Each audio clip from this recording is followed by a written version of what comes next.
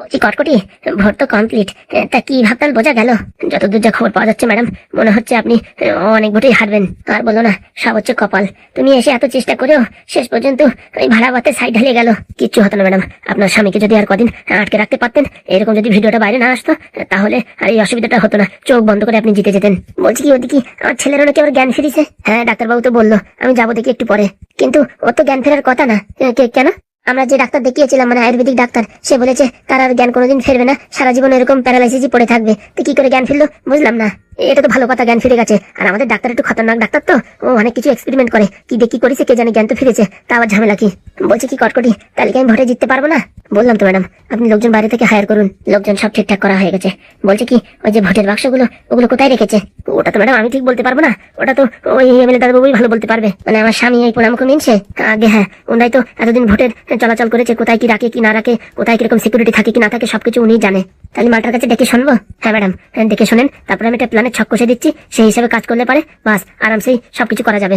এই পরামর্শ মিনছে, এই পুরনো এমএলএ, এই বিধবা এমএলএ। বলছি কি, আমার ডাকছো? কেন, তোর কানে কি খোল পড়েছে নাকি? হ্যাঁ, প্রায় 1245 বার ডাকিছি, এখন বলছে আমার ডাকছো? 1245 বার ডেকেছো? ঘন কথা না বলে এদিকে আয়, কাছে আয়। বলছি গিন্নি, আমার উপর থেকে সব ডাক্তার কমে গেছে তো? ওই ঘন কথা বাদ দিয়ে আমি তোর যেই প্রশ্ন জিজ্ঞেস করছি সেই প্রশ্নের উত্তর দে। বলো গিন্নি বলো। বলছি কি, ভোটের পরে এই ভোটের বাক্সগুলো কোথায় জমা থাকে? ওটা ওটা তো ওই গভর্নমেন্টের একটা ঘরে জমা থাকে। সেটা কোথায়, সেটা কোন জায়গায়? কেন গিন্নি? তোরে যা বলছি সেই কথার উত্তর দে।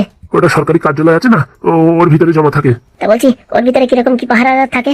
ও বাবা, কেন ওখান থেকে ওই ভোটের বাক্স চুরি চুরি করার বুদ্ধি নাকি? তোরে যা বলছি তাই বল, ওখানে পাহারাদার কেমন থাকে? পাহারাদার মোটামুটি ভালোই থাকে। কজন মানুষ হলে ওখানে যেতে পারবে? ওখানে অত মানুষজন ঢোকা অত সোজা না, অনেক কষ্ট আছে। পুলিশ সিকিউরিটি সবসময় থাকে। হয়েছে হয়েছে, তোরে অত জ্ঞান দিতে আমি বলিনি, কত লোকজন থাকে সেই কথা জিজ্ঞেস করেছি। ওই 10-15 জন সবসময় পাহাড়ে থাকে। জায়গাটা কোথায়?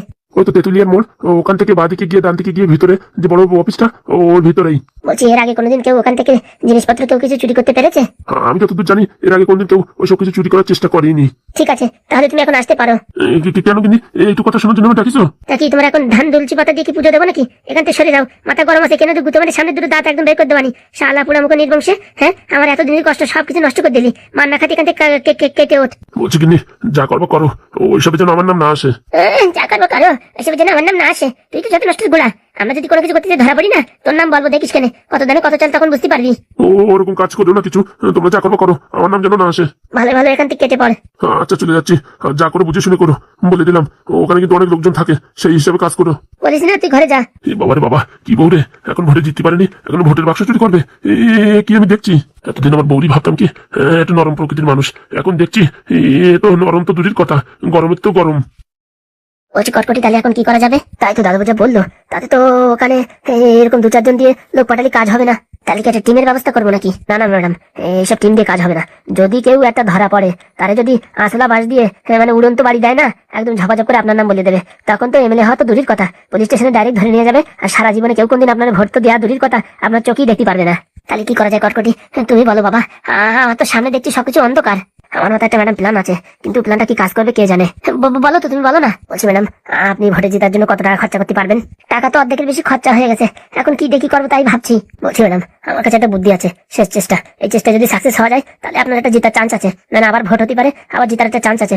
আর যদি এটা কাজ না করে, তাহলে কিন্তু পয়সা সব খালি হয়ে যাবে। উপায় যদি কোনো একটা থাকে, তাহলে তো সেটা করতেই হবে। বলছি কি ম্যাডাম, ওই অফিসে যারা সারা জীবন কাজ করে তাদের সাথে কন্ট্যাক্ট করতে হবে। সারা জীবন কাজ করে মানে মানে এখন তো ভোটের সময়, ভোট ছাড়াও অন্য সময় যেসব মানুষ পরিষ্কার করে তাদের সাথে আলোচনা করতে হবে। আর আমার ওই মোটামুটি ওই 100 ফুটের মতন লেভেল পাইপের দরকার। লেভেল পাইপ দিয়ে কি করবা? বলছি ম্যাডাম, এই বুদ্ধি আপনার সাথে বলছি, আর কারোরই কিন্তু বলবো না। বলো দেখি। বলছি ম্যাডাম, ওই অফিসে যারা কাজ করে না, ওদের 1000 কোটি টাকা দিয়ে ওই 100 মিটার লেভেল পাইপ কিনতে পারে। সন্ধ্যের দিকে ওরা যখন বাড়ি আসবে, তার আগে কাজ বাজ সেরে লেভেল পাইপটা আস্তে করে দেয়ালের উপর দিয়ে টেনে নিয়ে ওই জানলার ভিতর দিয়ে ঘরে ঢুকাই দেবে, যেখানে আর কি মেশিন ফেশিন থাকে। মোটামুটি ঘরের ভিতরে একটুখানি পাইপ ঢুকলি হলো। তারপরে আমি তারপর কি করবো, ওই লেভেল পাইপটা নিয়ে যাইয়ে গাছের উপরেতে ওই 5 লিটারের মতন পেট্রোল ঢেলে দেবো ওই পাইপের ভিতরে। এরকম পেট্রোল ওই পাইপ দিয়ে ঢুকাই দেবো, পাইপের ভিতরে সব যখন পেট্রোল চলে যাবে, লাস্টে ওই পেট্রোল জাতি ওখানে টুপ করে একটা দেশলাই মারিয়ে দিয়ে দৌড় দেবো, পাইপও পুড়ে যাবে, আর ঘরের ভিতরে সব কিছু একদম বক্স কেটা বাত্রা সব আলো পুরো চৌচির হয়ে যাবে। তখন আর কোনো প্রমাণ থাকবে না, নারকেল বেগম ভোটে কয়টা পাইছে, আপনি কয়টা ভোট পাইছেন, তখন মোটামুটি সব নীল হয়ে যাবে। বলছি কটকটি, তুমি এখানে আছো কেন? তোমার মাথায় যে বুদ্ধি না, তোমার America, China, Japan, Thailand, England এইসব জায়গায় চলে যাওয়ার দরকার। কেন ম্যাডাম? যেসব কথা বলো না আর বলার বাইরে। হ্যাঁ, পৃথিবীর সব মানুষ যেখানে হাত উপর করে দিয়েছে যে ভোট হয়ে গেছে, তারপরেও জেতা যায়। হ্যাঁ, আর জিততে গেলে সেরকম কানেকশনের দরকার আর কোটি কোটি টাকার দরকার। আমাদের কাছে তো কিচ্ছু নেই, আর তুমি মাত্র 100 ফুট লেভেল পাইপ দিয়ে কাজ ছেড়ে দেবা। 100 ফুট না ম্যাডাম, 100 মিটার। ওই আর মিটার আর ফুট একটা হলেই হলো।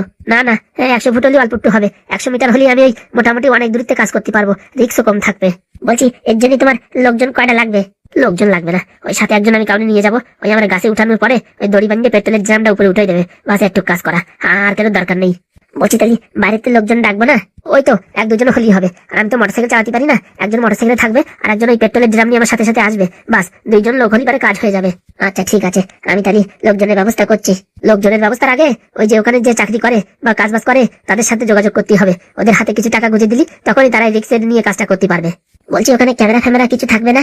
ম্যাডাম, একবার চিতে আগুন ধরলি যেমন থামানো যায় না, তেমনি ওই ভোটের অফিসের ঘরে একবার আগুন ধরলি কেরুর বাবার ক্ষমতা নেই থামাতে পারবে, বুঝতে পারিছেন? ঠিক আছে, তুমি যা ভালো বোঝো তাই করো। বলছি কি, কত টাকার কি দরকার হবে? আমি একটু পরে একটু বেরোবো। হ্যাঁ দিদি, ওই অফিসে যারা কাজবাজ করে তাদের সাথে একটু যোগাযোগ করবো, তাদের কমজোরি জানবো, তাদের টাকা পয়সা কোথায় দরকার কি দরকার না, কার কি দরকার কি দরকার না, তাদের বাড়ি গেলে জানা যাবে, বুঝতে পারছেন ম্যাডাম? একটু অনেক সময় লাগবে, আজকে বিকেল অব্দি আমার সময় দেন, আর আপনি 2টো লোক গুছান, আর ওই 100 মিটারের লেভেল পাইপের দরকার আছে। ও তুমি চিন্তা করো না, আমি লোকজন গোছাই ফেলাইছি, আর ওই তোমার 100 মিটার লেভেল পাইপ আমি আনিয়ে দেবো।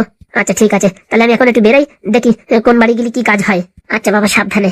আপনি আমার নিয়ে টেনশন করবেন না, বাড়ি আর যে কজন লোকজন আছে তাদের কানে একটু তুলে ধরার চেষ্টা করেন, কে কখন কোন কথা শুনে কোথায় ফাঁস করে দেবে, শুধু শুধু আপনার বান্দা আমি হবে বলার বাইরে। ও নিয়ে তুমি টেনশন করো না উকিল দি, আজকে বলবো কি তোমার টাকা পয়সা দিতে পারছি না, আমি তো ভোটে হেরেই যাবো, তুমি এক কাজ করো, তুমি বাড়ির দিকে চলে যাও। ও যদি না যেতে চায়, জাতি যাবে না মানে এমন কথা বলবো, ওকে বাড়ি পাঠাই দেবো। আর ও মাল এখন সেরকম আগের মতন কাজ করে না, ও টাকাও যায় না টাকাও যায়, খালি খালি আমার বেকার পয়সা নষ্ট। যেটা ভালো বোঝেন ম্যাডাম সেটা করেন, ও বিষয়ে আমি কিছু বলতে যাবো না। ঠিক আছে বাবা, তুমি যাও, আমি উকিল দি বাড়ি থেকে খাদানোর ব্যবস্থা করছি। আচ্ছা। সত্যি মাথায় কি বুদ্ধি আর কি বলবো।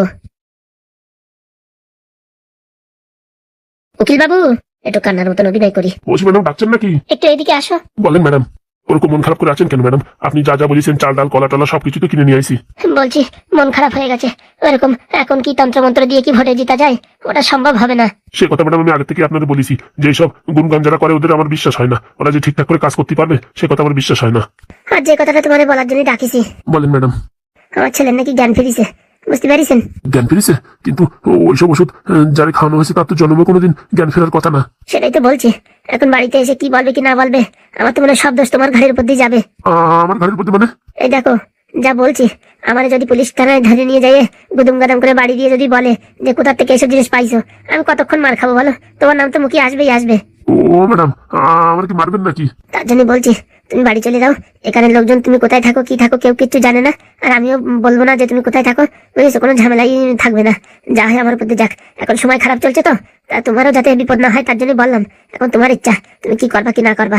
আর এমএলএ হলি পরে একটা অন্য একটা কথা ছিল, যা ভোটের যা বিধি খিস্ত্রির ব্যবস্থা, ওতে মনে হচ্ছে আমি আর এমএলএ হতে পারবো না। আর মাস গেলে যে তোমার 30,000 টাকা করে বেতন দিচ্ছিলাম, সেটাও দেওয়ার মতন পরিস্থিতি নেই। তাই এখন বলছিলাম তুমি যদি অন্যটা কাজবাজ দেখে নিতে তাহলে ভালো হতো।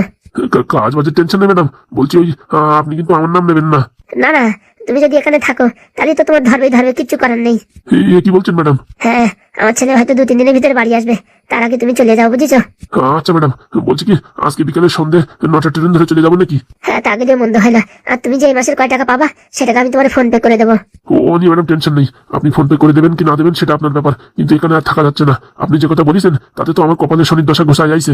তার জন্য তোমার আগে থেকে বললাম, পরে আবার যেন আমার বলি না যে আমি কিচ্ছু বলিনি। না না ম্যাডাম, ভালো করেছেন। আমি দেখি এখনই জামা কাপড় গুছাইতে চাই, যাওয়ার চেষ্টা করি। সাবধানে যেও, ভালো থাকো, আর ভালো একটা কাজবাজ জোগাড় করো। যদি কোনোদিন এমএলএ হতে পারি তখন তোমার আবার ডাকবো।